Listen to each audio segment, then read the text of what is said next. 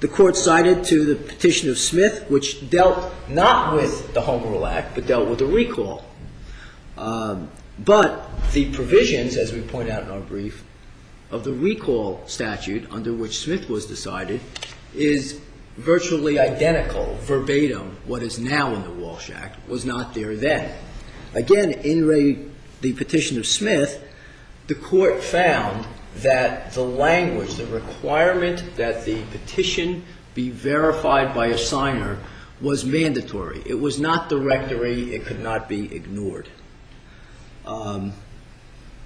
In fact, Smith cited to a couple of cases, one outside of our jurisdiction in Maine, which dealt specifically with what we have here today. That is where an allegation is made that if a verifier of the petition signed one of the petition papers somewhere, that they were permitted to, in fact, verify that petition that they did not sign. The Maine Court, which is the Supreme Court of Maine, said, no, that's not acceptable. That was cited approvingly in the Smith case. Also, the Smith case referred to the earlier case in Beverly, the Buell case. That case was decided under the Walsh Act, and it dealt with the initiative provision. Now, the initiative provision in the Walsh Act, back when it was adopted in 1911, I believe the Walsh Act was adopted, contained a similar provision as was in the recall law, requiring that a verifier of the petition must be a signer of the petition. In the Beverly case, our Supreme Court said very clearly that the failure to sign, the failure to have a petition signer verify the petition was, in fact, fatal. It was insufficient to allow those petitions and that initiative to go forward. Now, under the Walsh Act, the initiative and the referendum procedures are, in fact, the same. Now, all of that was done before 1986. In 1986, the legislature did two things. It amended the Home Rule Act to change the percentage of voters rather than utilizing taxpayers, 10% of the assessed valuation of the land within the municipality, changed it to 15% of the voters who voted in the last general election as it stands now. The second thing they did, though, which is critical to what we're talking about here today, was to establish a procedure. And the procedure that they selected was not the procedure under the Faulkner Act, which had been in effect for 36 years, which did not require signers of the petition to verify them. The legislature instead deliberately, with forethought, with a comment in the statement itself that we are establishing a procedure because there is none, there has not been one for almost 70 years, selected, effectively, the Walsh Act provisions and the recall provisions under the Faulkner Act, which require that a signer of the petition also be a verifier of that petition.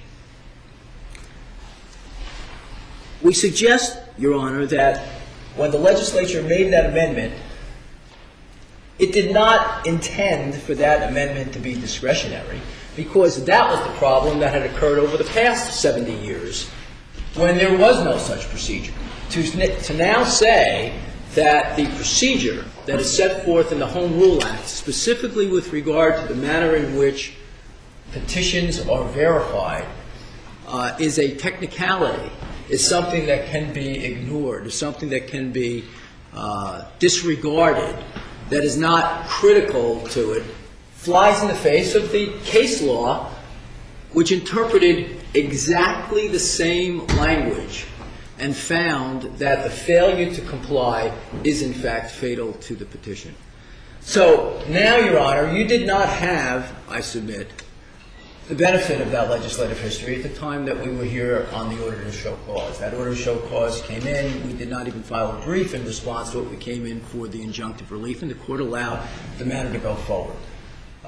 You now have that before you, and I think that, Your Honor, when you look at that legislative history coupled with the case law that interprets the same language that exists now in the Home Rule Act, the inescapable conclusion is that the failure of a petition paper to be verified by a signer of that petition paper is in fact fatal to the petitions. I submit to you, Your Honor, that from the clerk's perspective, the clerk had no discretion whatsoever. The clerk read the statute. The statute says what it says. The case law says what it says. The clerk's actions were not arbitrary. The clerk's actions were not capricious. The clerk's actions were not unreasonable. How can one even contend that given the language in the statute, given the case law that interpreted identical language in other statutes, that the clerk somehow could disregard this? It would make a mockery of the entire procedure. If the legislature didn't want a procedure, they would have left it the way it was. And candidly, Your Honor, from a judicial perspective, the legislature has that choice.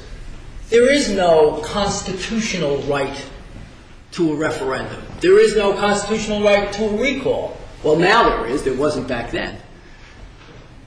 There is none, though, for a referendum. So the legislature does have the ability to set up a rational system. Case law indicates that. The legislature, for 70 years, didn't have a system under the Home Rule Act. Now they do. They've had it for over 20 years. It needs to be followed. Now, plaintiffs have argued that, well, with regard to the second petition, not the first clearly signers of the petition did not verify sufficient petitions in order for it to meet the required number of signatures. And there's no dispute about that. In order to overcome that, plaintiffs now want to jump to the Faulkner Act. But the second one, the second petition, they contend, well, it did satisfy it. And you ask, well, how did it satisfy? Well, it satisfied it because what we did was we had the individual sign multiple petitions as the signer. So they didn't just sign one petition as the signer. They signed multiple petitions as the signer. And therefore, they technically signed the petition paper that they verified. So when they verified 4, 5, 6, 7, 3, 4, whatever it is, anything more than one, they signed. That's what the statute says. The statute says they had to sign the petition. That argument, Your Honor, makes a mockery of the procedure. Because if that's what you can do, if you can have someone sign multiple papers, disqualify anything other than the first signature as being a duplicate, but yet allow that invalid signer of these other petition papers to verify those other petition papers, then why have the procedure at all? You might as well not have it because it doesn't accomplish the purpose. The purpose is to have a signer of the petition paper verify the petition paper. It's simple. It's not complex. It's not ambiguous. It says very clearly what it says. And in this case, not only did the statute say that, but plaintiffs were given fair warning in advance before they went out to attempt to cure the original petition papers. And they were advised, because they brought that up initially, that was the way they were going to deal with this issue. They weren't going to go out and get more people to verify. They were going to use the same people and have them just sign. And the instructions, the depositions make it clear. The instructions to all the people with regard to the second petition was make sure you sign the petition paper.